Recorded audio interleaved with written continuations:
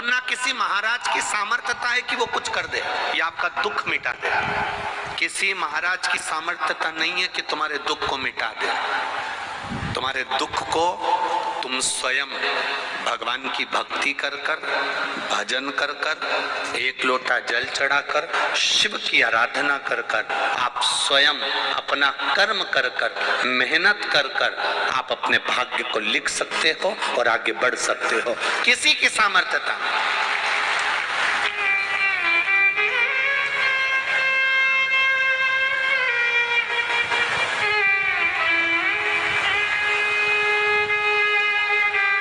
कौन की सामर्थ्यता हो?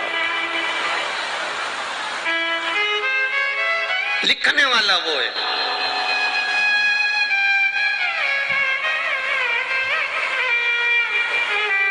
श्री मार्कंडे बाबा की उम्र कितनी सी थी? श्री मार्कंडू जी ने,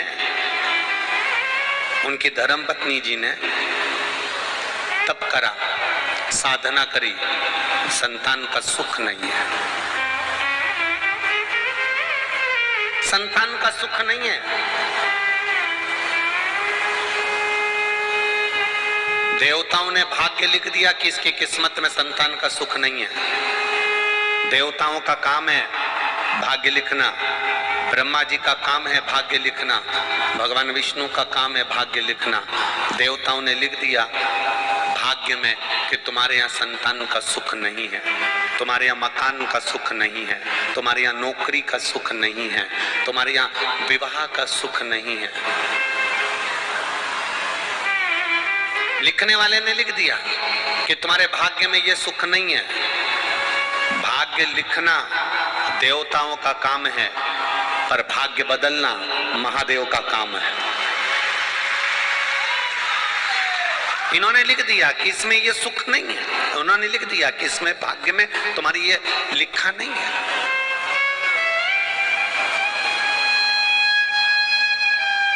दुनिया में किसी की सामर्थ्यता नहीं कि तुम्हारा भाग्य लिख दे, तुम्हारा भाग्य बता दे। सामर्थ्यता केवल एक देवाधिदेव महादेव की है। इंसान को खुद को नहीं मालूम कि उसके साथ में अगला एक कदम बाद क्या होने वाला है। इंसान को खुद नहीं मालूम कि 2 कदम चलने के बाद क्या होने वाला है। इंसान को खुद नहीं मालूम कि थोड़ी देर बाद उसके साथ क्या होगा। भगवान ने ये गुण किसी को नहीं दिया कि कोई किसी का भाग्य बता दे या किसी का भाग्य लिख दे। हाँ, जो परमात्मा ने लिखा है वो मृत्यु लोक में आकर भोगना हमको है। पर जितना हम शंकर का भजन कर सकते हैं, जितना भगवान की कथा सुन सकते हैं, उससे हमें बल मिलता है, उससे बल। मार्कंडू जी के यहाँ संतान का सुख नहीं है।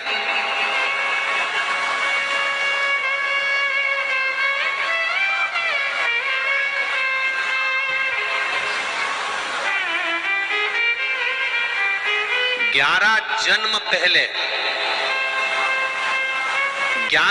पहले कौन थे ये मार्कंडू जी? एक 11 जन्म पहले एक वैश्य, व्यापार करने वाले,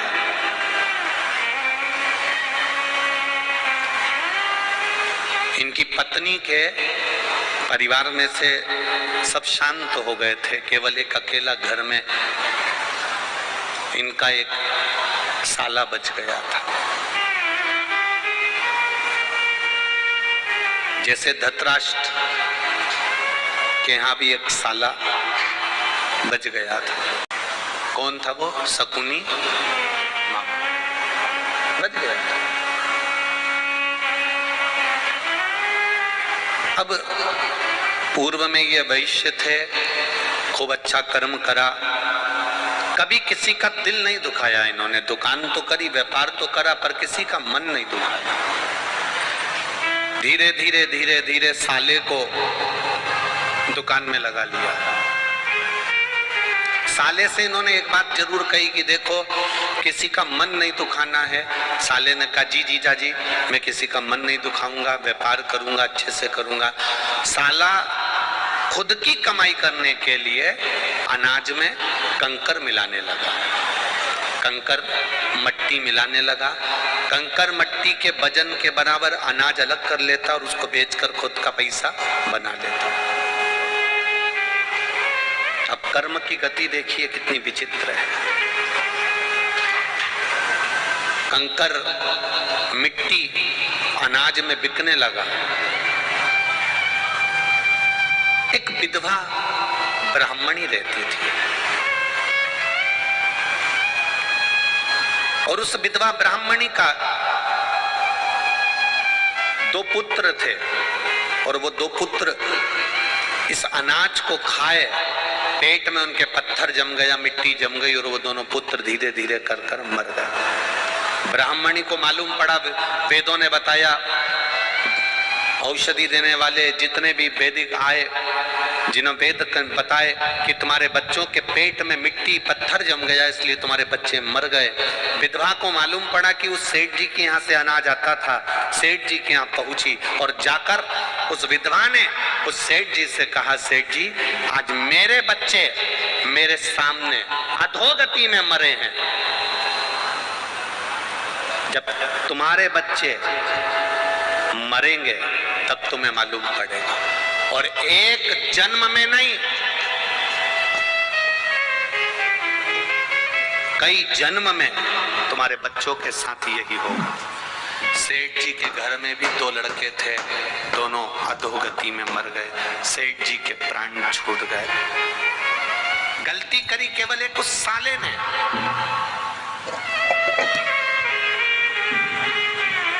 पर दुकान थी जीजा जी की, व्यापार था जीजा जी का, इसलिए भोगना भी जीजा जी को पड़ा।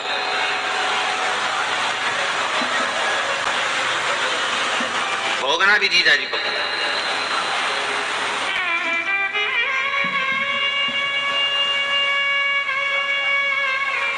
प्राण छूट गए। जीजा जी वो वैश्य शांत हो गया, समाप्त हो गया, विष्णुधर बना। फिर धीरे धीरे धीरे धीरे 1 जन्म, 2 जन्म, 3 जन्म, 4 जन्म निकलते निकलते निकलते निकलते कई जन्मों के बाद में फिर मार्कंडू जी बने। संतान का सुख नहीं हुआ, इनके संतान प्राप्ति नहीं हुई। किसी ने कहा भगवान शिव की आराधना करो। शंकर भगवान की आराधना करने के लिए एक वीरान जंगल में, वीरान क्षेत्र में जहां कोई नहीं जाता, वहां पर मार्कंडू जी पहुंच गए। अपनी पत्नी के साथ एक शिवलिंग का निर्माण करे, पूजन करी, आराधना करी, बाबा से विनय करी। रोज प्रतिदिन शिव की आराधना, एकांत में रखे हुए शिव का पूजन 3 चीजें देता है। बहुत अच्छे से समझ लेना इनका एकांतेश्वर महादेव की कथा। एकांत में रखा हुआ शिवलिंग, एकांत में रखे हुए शिव जी की पूजन 3 चीजें देती है। पहला, हमारी उम्र बढ़ाती है। दूसरा, बड़ी बीमारी शरीर में एकांत का शिवलिंग कभी नहीं आने देता। और तीसरा, हमारे जीवन में कभी वैभव की, सत्ता की और लक्ष्मी की कमी नहीं आने देता। ये एकांतेश्वर। एकांतेश्वर का मतलब क्या है? जो एकांत में बैठा हुआ है, अलमस्त। ऊपर छांव है? नहीं है। मंदिर के ऊपर शिखर है? नहीं है तो भी ठीक, नहीं है तो भी ठीक। ओटले पर शिवलिंग रखा है, अकेला बैठा है, ना तो पार्वती उनके पास में बैठी दिख रही हैं, ना कोई बैठा दिख रहा है, ना गणेश जी दिख रहे हैं, ना कार्तिकेय दिख रहे हैं। बैठे हैं तो ठीक, नहीं है तो अकेला नंदी सामने बैठा है और शिव जी का शिवलिंग रखा है।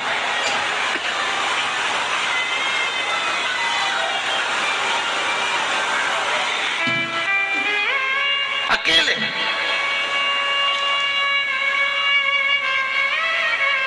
कई लोग हमसे कहते हैं, गुरुजी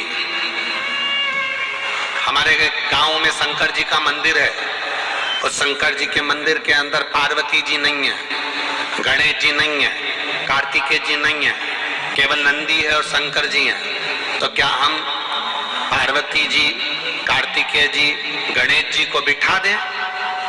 हमने कहा कितने साल से नहीं है?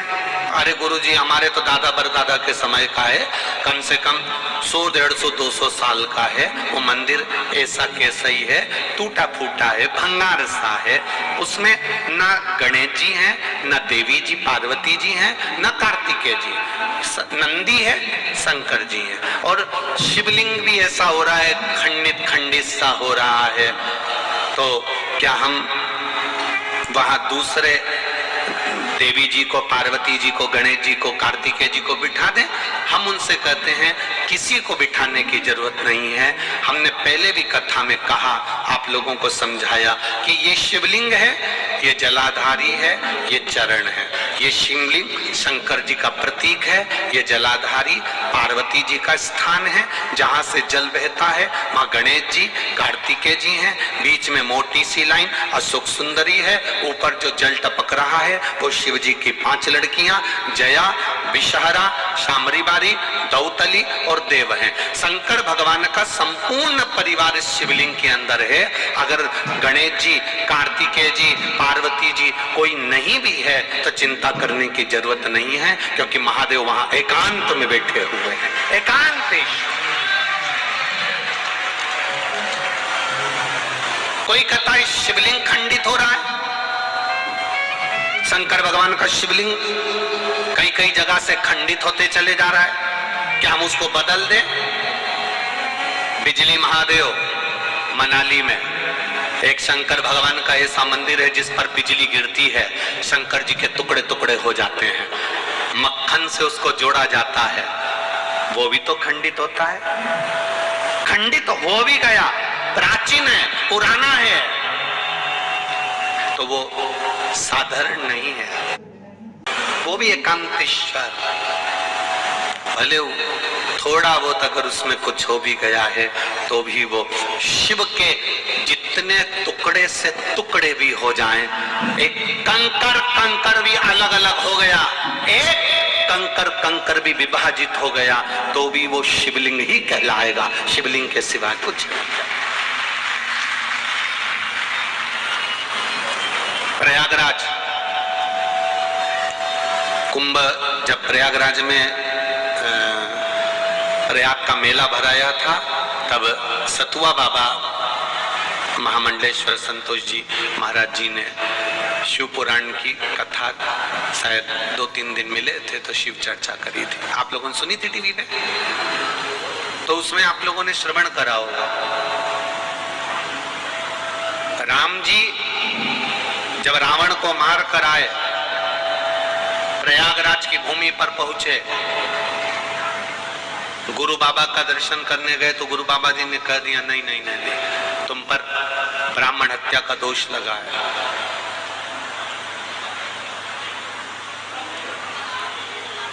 एक करोड़ शिवलिंग का निर्माण करोगे तब तुम ब्राह्मण की हत्या से मुक्त होगे।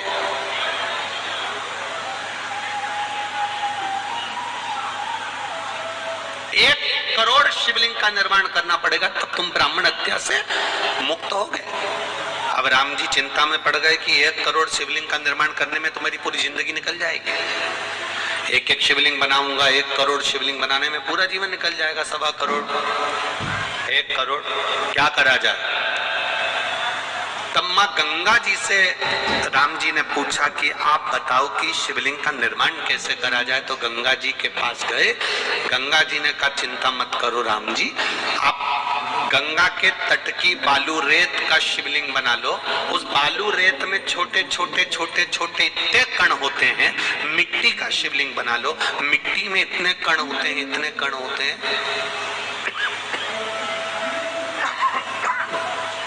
मिट्टी में छोटे छोटे ढेर कण, बालू में छोटे छोटे ढेर कण।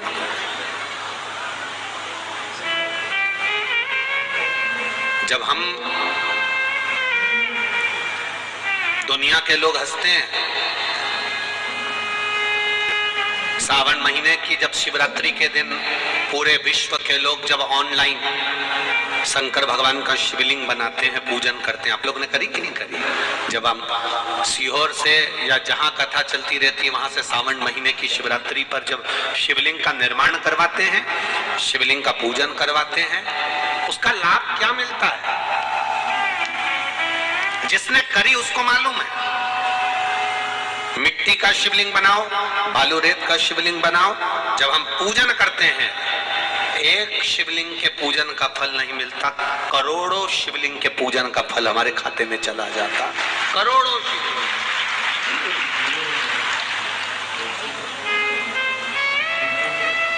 राम जी से कहा कि आप करोड़ों शिवलिंग का निर्माण करो, तब तुम ये ब्राह्मण की हत्या से छूटोगे।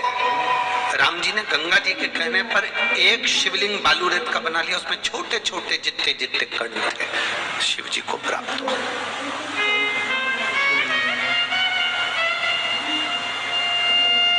क्या मिलता है ये कथा में, पंडाल में बैठकर कथा सुनने से? कई लोग कहेंगे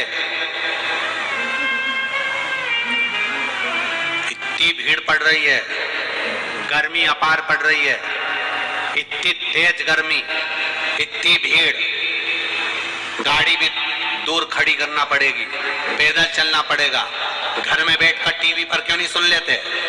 आस्था चैनल पे 2 बजे से 5 बजे तक आ तो रही है, मोबाइल पर चल तो रही है, क्या करना कथा में जाकर बैठने से? उनको समझा देना 3.5 करोड़ रोम छिद्र ये मनुष्य के शरीर पर हैं। ये 3.5 करोड़ रोम छिद्र प्रतिदिन भगवान ने 3.5 करोड़ बार भगवान का नाम जपने के लिए दिया है। घर में अकेले बैठकर कथा सुनूंगी तो 3.5 करोड़ भजन का फल नहीं मिलेगा, पर कथा के पंडाल में बैठकर कथा सुनूंगी, जब श्री शिवाय नमस्तुभ्यम इतने सारे भक्त एक साथ बोलेंगे, 5 लाख 4 लाख 6 लाख लोग आज भी कथा में आए हैं, ये लाखों भक्त जब एक साथ, अब 5 लाख लोग अगर कथा सुनने आए हैं और 5 बार अगर श्री शिवाय नमस्तुभ्यम 5 लाख लोग एक साथ बोलेंगे तो लाखों में मंत्र जाप हो जाएगा। फिर वापिस महाराज जी बोलेंगे, फिर अपन बोलेंगे, ऐसे 2 3 4 बार अगर बोलने को श्री शिवाय नमस्तुभ्यम प्राप्त हो गया तो 1.25 करोड़ 4 करोड़ 3 करोड़ मंत्र जाप हमारे मुख से एक बार में निकल गया तो हमारा फल अपने आप प्राप्त हो गया। क्यों कहते हैं पंडाल में बैठकर कथा सुनने वाले को 3 महीने के अंदर बाबा झोली भर देता है? हम क्यों कहते हैं कि 3 महीना इंतजार करना? जो लोग बिस्कुट खिला रहे हैं, पानी पिला रहे हैं, किसी को पोहा खिला रहे हैं, आपने अपने तिजोरी के खजाने खोले हैं अगर इन शंकर के भक्तों के लिए, कोई पानी, कोई शरबत, कोई चाय, कोई नाश्ता, कोई भोजन, कोई पूरी। आज सुबह की बात है, किसी का सीहोर फोन गया होगा, कोई बिमला प्रजापति करके कोई महिला, उनका फोन गया कि हम बहुत बड़ा भंडारा नहीं कर सकते, तो हम को अगर शंकर जी के भक्त की सेवा करना हो तो क्या करना चाहिए? तो वहां से हमसे पूछा गया तो हमने कहा उनसे कह दो, एक महिला पुरुष जो पंडाल में रह रहा है, जो कथा सुनने दूर से आया है, अपने घर से तुम जो रोटी बनाओगी, पूड़ी बनाओगी, तुम्हारे लिए भोजन बनाओगी, उसमें 3-4 रोटी ज्यादा बन जाती होगी, वो रोटी अचार के साथ लेकर आ जाना और किसी को खिलाकर चले जाना, भंडारे जैसा ही सुख मिलेगा। जरूरी नहीं कि आप 4 लाख लोगों को भोजन कराओगे तो भंडारे का सुख मिलेगा, 50,000 आदमी को पानी पिलाओगे तो भंडारे का सुख मिलेगा। अपने साथ में एक पानी की बोतल ज्यादा लेकर आओ जिससे उठकर जाना नहीं पड़े, किसी को हमारे बीच में आना नहीं पड़े, कोई पानी बांटने वाला हमारे बीच में आएगा तो हमारी कथा छूट जाएगी। एक पानी की बोतल ज्यादा लेकर चलो, किसी को प्यास लगे अपनी पानी की बोतल में से बैसाख के महीने में उसको पानी पिला देना, पूरी जिंदगी भर पुण्यता का फल प्राप्त हो जाएगा।